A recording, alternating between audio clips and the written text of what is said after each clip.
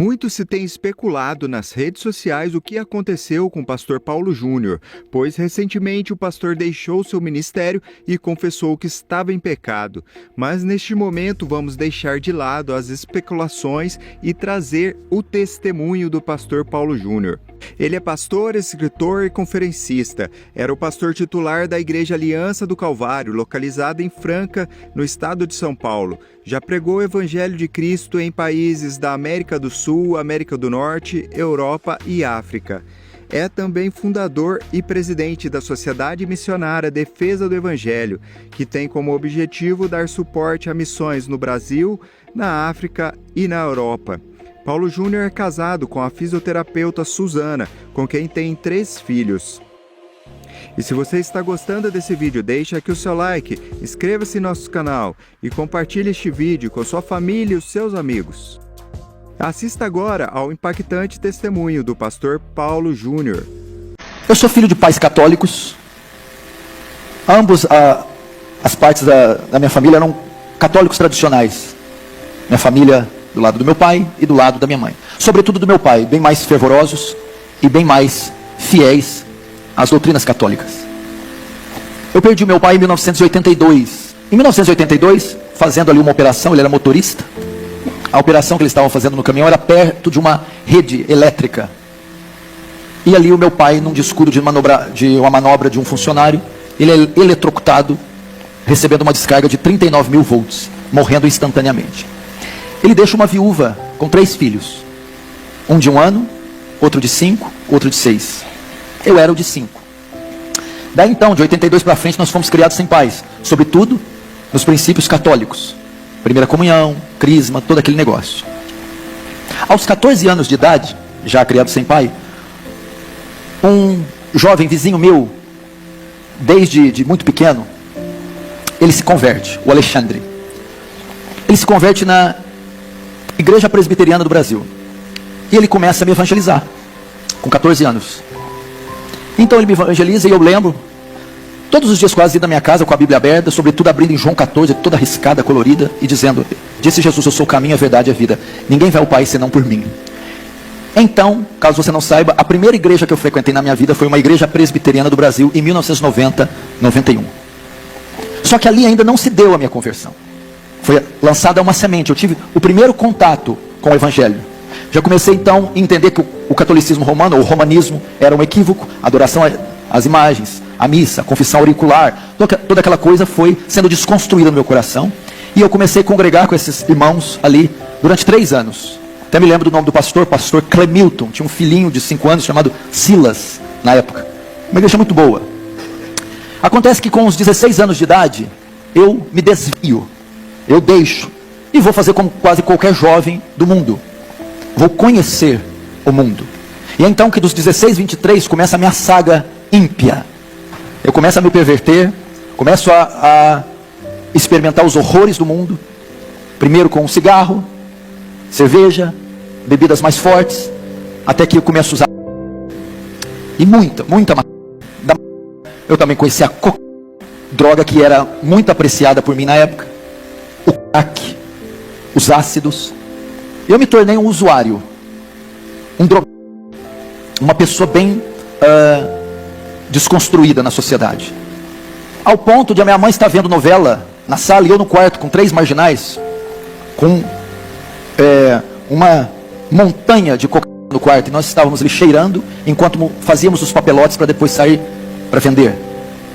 Ao ponto de ir até uma biqueira e pegar uma pedra de crack desse tamanho, colocar na cintura e sair dela até minha casa para fazer as pequenas pedras e vender, e passando por blitz policiais correndo o risco de ser preso. Experimentei isso aí, vivi essa vida devassa, dei muito desgosto para minha mãe, conheci todas as baladas, andava com as pessoas mais ricas da cidade, eu ia nas casas, nas mansões, churrascos e piscinas e drogas, de segunda a domingo, e ia nas festas mais requintadas, sofisticadas, banhadas com álcool, drogas, ácidos, e festas que terminavam às 7 horas da manhã. Ao mesmo tempo eu conhecia também as mais pobres. Como você percebeu, eu sou um pouco carismático, eloquente, então eu conquistava muitas pessoas. Conhecia também o outro lado, as biqueiras, os traficantes, as pessoas mais sujas. Ao ponto de um dia, em uma chuva, uma meia-noite, minha mãe, meus irmãos dormindo, nós fomos para os fundos da minha casa, onde tem, o telhado tem aquele beiral, alpendre, não sei como alguns falam, chovia e pingava, enquanto eu entro com 10 marginais da pior espécie, seres da pior espécie, dos mais vagabundos que se puder imaginar. E nós agachamos os 10 debaixo daquele beiral para usar aqui, dentro da minha casa. Era pichador, skatista, não que uma coisa esteja relacionada à outra. E fui conhecendo tudo isso. Fui me tornando um animal. Abandonei os estudos, abandonei o trabalho, comecei a roubar, fui pego pela polícia, passei uma noite na cadeia, passei por essas situações. Sobretudo aquela semente do Evangelho estava dentro de mim. Eu já sabia da existência de um inferno. Eu já sabia sobre a volta de Jesus. Sabia da condição para alguém herdar a vida eterna. E sabia que se morresse naquele instante, eu iria para o inferno. Então o evangelismo, os tempos de presbiteriano, o evangelismo do Alexandre, foram suficientes para causar em mim culpa. Foi suficiente para causar em mim noção da minha depravação, noção da necessidade de um Salvador e as formas de ser salvo. Não mais por obras, velas, procissões, missas, mas pela expiação feita na cruz. Sobretudo ainda não tinha dado a conversão. Então foram dos 16 aos 27 anos vivendo uma vida de crime, de uso de drogas, de pecados e urgências e de loucuras. Eu poderia estar hoje de duas maneiras. A minha condição hoje poderia ser estar morto ou preso. E uma das vezes eu tinha uma moto XLX 350, quem é mais velho vai lembrar, e estava com uma quantidade muito grande de droga na cintura. Ia levar para um condomínio fechado alguns amigos ricos. Uma quantidade suficiente para comprometer bem a sua vida. E aqui indo de moto, eu passo uma avenida e está uma blitz policial com 30 viaturas. Na época era o tático, a D20. E eu passo para aquele corredor com 30. Homens com armas de alto calibre. Quando eu passo, nenhum policial olha para mim. Nada.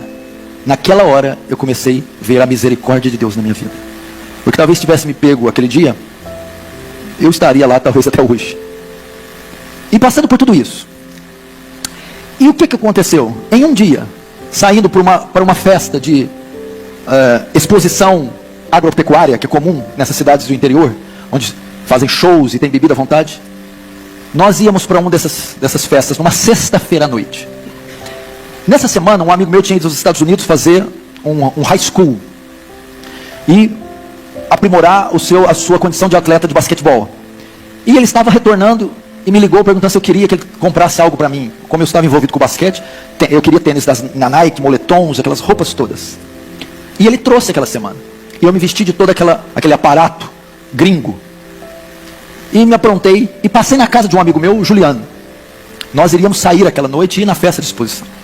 Então quando eu chego, ele está se trocando no quarto, eu estou na sala esperando. Ele se troca só pela metade, vai para a sala terminar de trocar o resto. Ele está sentado no sofá, estou de pé olhando para ele, vendo ele amarrar o sapato. De repente, quando ele está amarrando o sapato, um fogo começa a invadir o meu coração. Eu começo a me contorcer. Eu começo a olhar para aquele moletom da Nike, aquele tênis, aquela calça. E eu olho para ele, Juliano, o que é isso aqui, cara? Isso aqui é tudo inútil, tudo ilusão. O que eu estou fazendo da minha vida? Eu estou perdido, Juliano. Eu vou para o inferno. Eu preciso de Deus. Eu vou voltar a buscar Deus. Ele olhou e ficou tão impactado com o tênis. Se você for, eu vou também. Falou desse jeito. Ali, naquela hora, naquela sala, com 23 anos, eu senti convicção do meu pecado. Ali se deu a minha conversão. Ali foi a minha estrada de Damasco. Agora eu entendo perfeitamente graça irresistível. Resiste o quê? É impossível resistir. Ela me tomou naquela sala. O Senhor disse, eu vou dizer, vem, e ai de você se não vir. Ali, irmão, eu tive convicção do pecado. Eu comecei a me contorcer e ver tudo ilusão, eu estou perdido. E eu comecei a repudiar aquelas coisas, aqueles valores, e ver meu estado. Foi Deus, o Espírito Santo, com a semente que Ele tinha plantado anos atrás. E aquela hora ela germinou. O que aconteceu? Mas nós ainda saímos. Estávamos tudo pronto, fomos para a festa. E aquela noite eu me lembro de não ter visto, ouvido nada. Eu fiquei como um zumbi o tempo todo. Voltei. Dormi. Sábado. O que eu fui fazer? O Alexandre. O cara que pregou para mim. vou atrás dele. Alexandre, o que foi? Tem culto hoje? Eu quero ir no culto. Calma, o que aconteceu? Tem culto hoje, tem igreja. Eu quero ir, vamos. O azar é que não estava na presbiteriana mais.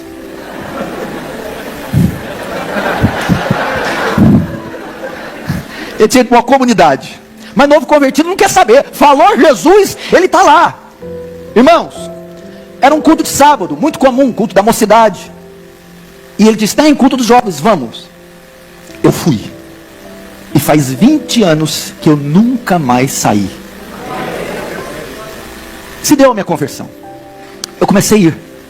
Nisso, e tem que ficar registrado, nesse pequeno desvio de 7 anos, o Alexandre nunca deixou de orar por mim. Nunca desistiu da minha vida. Nunca. E toda vez que ele me encontrava, eu corria dele, ele me barrava. Volta.